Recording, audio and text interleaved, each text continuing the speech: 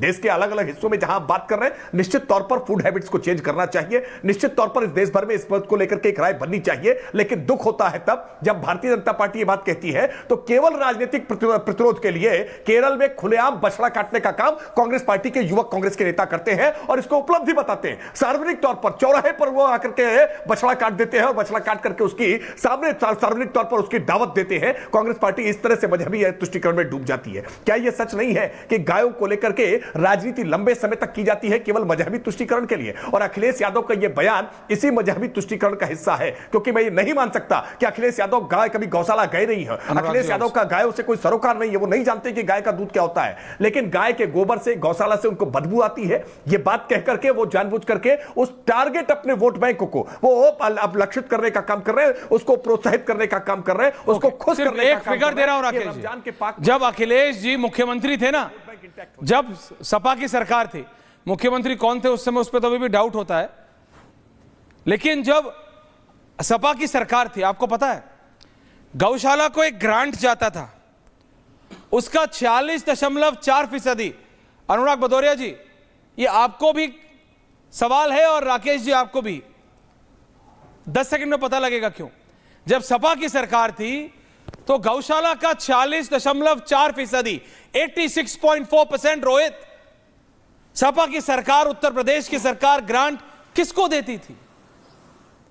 अखिलेश यादव जी के एक परिवार वाले को, अखिलेश यादव की सिस्टर इन लॉ को, वो सिस्टर इन लॉ जो अब बीजेपी में है।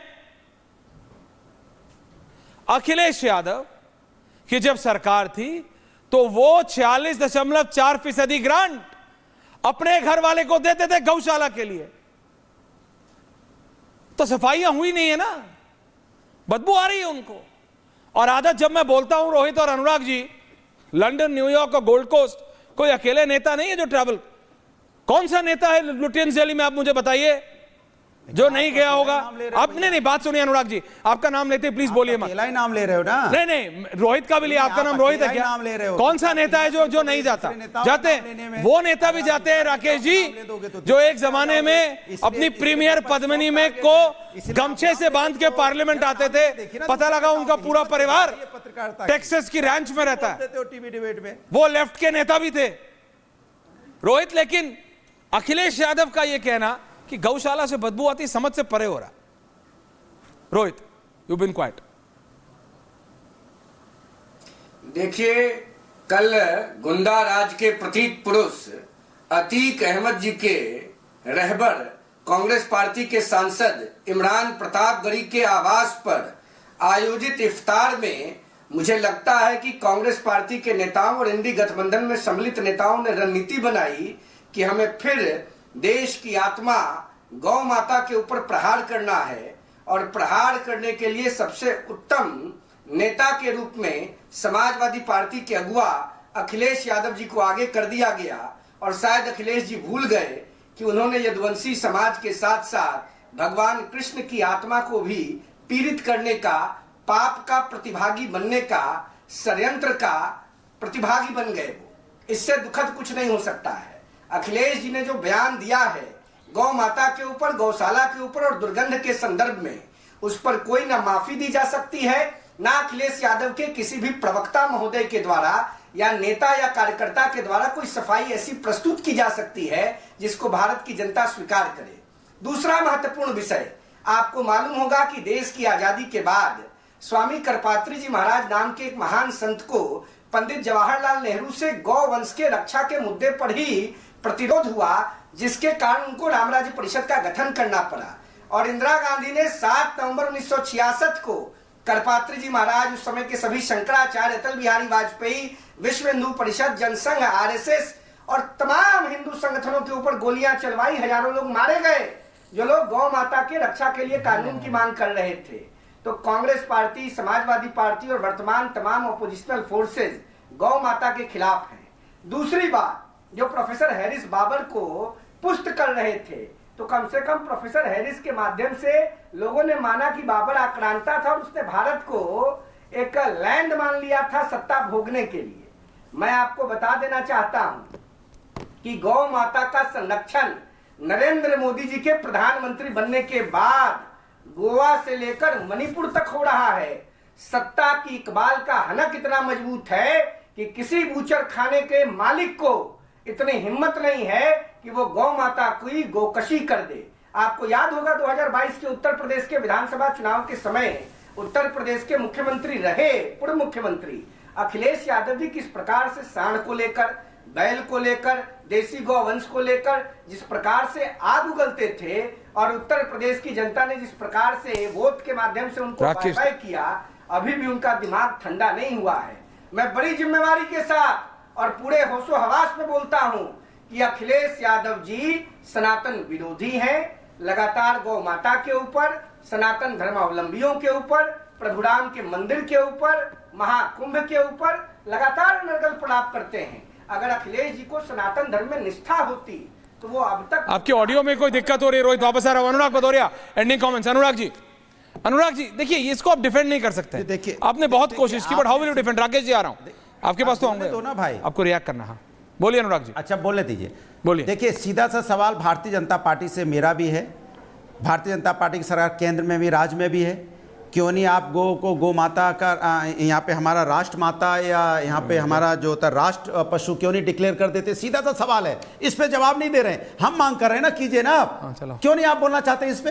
आप सम्मान देना, हम तो कहते हैं गौ माता को सम्मान देना चाहिए, और एकदम पूरी तरह से पूरे देश में, माने नॉर्थ से लेके वहां पे साउथ तक, साउथ से लेके नॉर्थ ईस्ट तक बैन कर दीजिए ना। ऐसा तो नहीं होगा ना पूरा बैन कर दीजिए कि गौ माता को कोई हाथ नहीं लगा सकता। इतनी हिम्मत जुटाइए ना आप, कानून लाइए ना। किसने आपको कानून लाने से रोका है? केंद्र सरकार की सरकार आपकी कानून लाई है कि गौ माता को कोई हाथ नहीं लगा सकता। किसने आपको रोका? कानून क्यों नहीं लाना चाहते? बैठ के लंबी लंबी यहां बातें बना रहे। मैं तो आपसे मांग करता हूं, सरकार है आपकी, सिर्फ राजनीति करने के लिए आप गौ माता का नाम ले रहे हैं। लेकिन देखिए, हम आपसे पूछते हैं कि इस पे कानून लाइए कि गौ माता के ऊपर में कोई हाथ नहीं डाल सकता, चाहे किसी भी देश के किसी भी राज्य का हो, चाहे गोवा हो, चाहे और दूसरा कोई राज्य हो। उसमें जवाब नहीं दे पाएंगे। सवाल है भारतीय जनता पार्टी, सुन लो कान खोल के, भारतीय जनता पार्टी के नेता, आप गौ माता का सम्मान नहीं करते। गौ माता नहीं करते, जिसको बदबू आती है वो करते। लेकिन मैं एक बात बताऊं, खोली नहीं है। अनुराग जी समझ गया, अभी टाइम नहीं 39। ये बात मैंने 7:02 पे बोली थी कि बीजेपी आप ऐसा नहीं है कि दिल्ली यूपी बिहार में नहीं होगा, नॉर्थ ईस्ट में करना पड़े। अनुराग भदौरिया सुनते नहीं है, शुरू में वो अपने धुन में रहते हैं। उनको अभी जब जुनैद हैरिस जी ने बोला तब उनका क्लिक करा। मैं रियलिटी बता रहा हूं, ऐसे ही हुआ है। जब मैंने 7:02 पे राकेश त्रिपाठी जी आपसे पूछा तब इनकी घंटी बजी नहीं, क्योंकि तब इनका ध्यान नहीं था।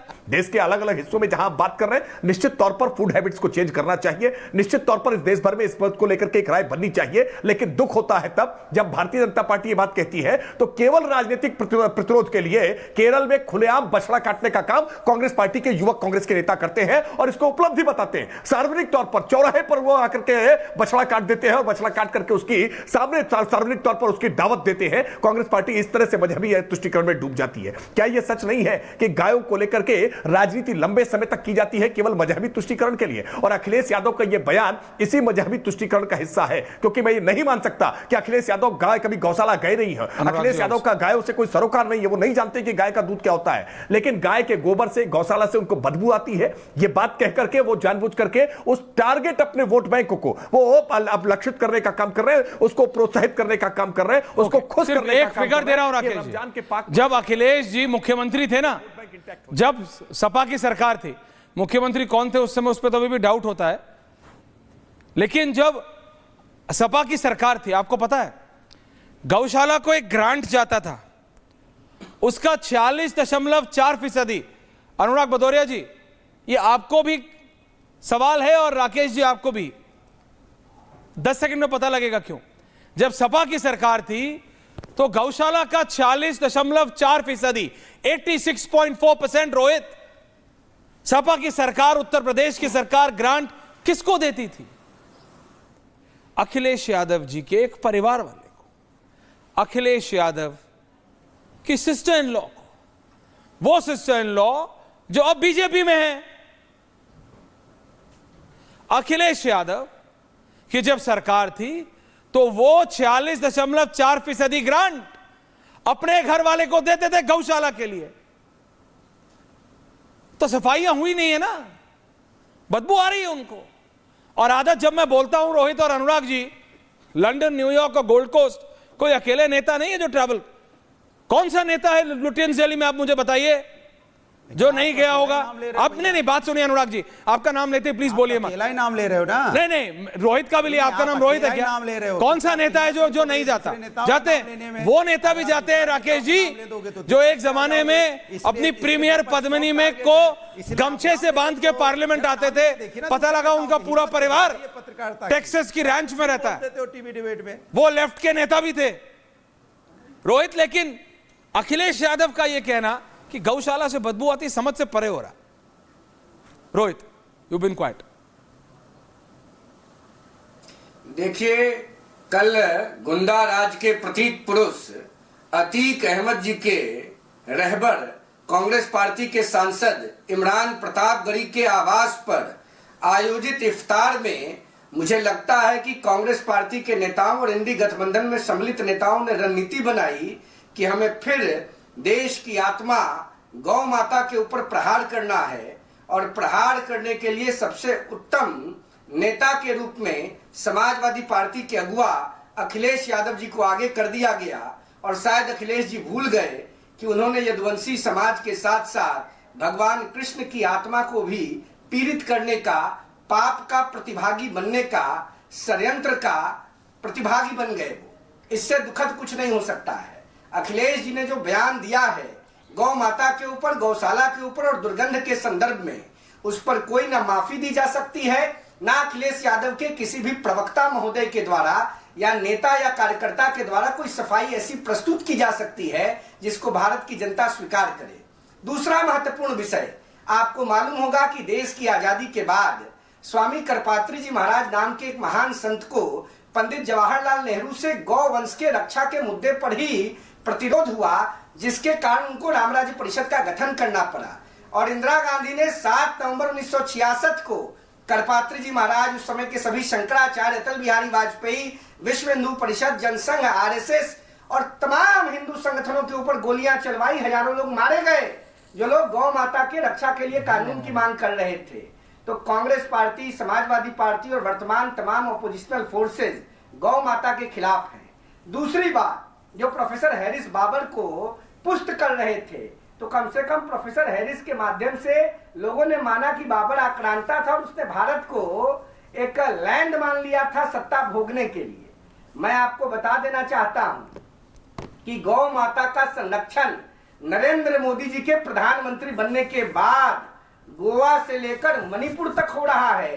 सत्ता की इकबाल का हनक इतना मजबूत है कि किसी बूचर खाने के मालिक को इतनी हिम्मत नहीं है कि वो गौ माता की गोकशी कर दे। आपको याद होगा 2022 के उत्तर प्रदेश के विधानसभा चुनाव के समय उत्तर प्रदेश के मुख्यमंत्री रहे, पूर्व मुख्यमंत्री अखिलेश यादव जी किस प्रकार से सांड को लेकर, बैल को लेकर, देसी गौ वंश को लेकर जिस प्रकार से आग उगलते थे, और उत्तर प्रदेश की जनता ने जिस प्रकार से वोट के माध्यम से उनको बाय बाय किया, अभी भी उनका दिमाग ठंडा नहीं हुआ है।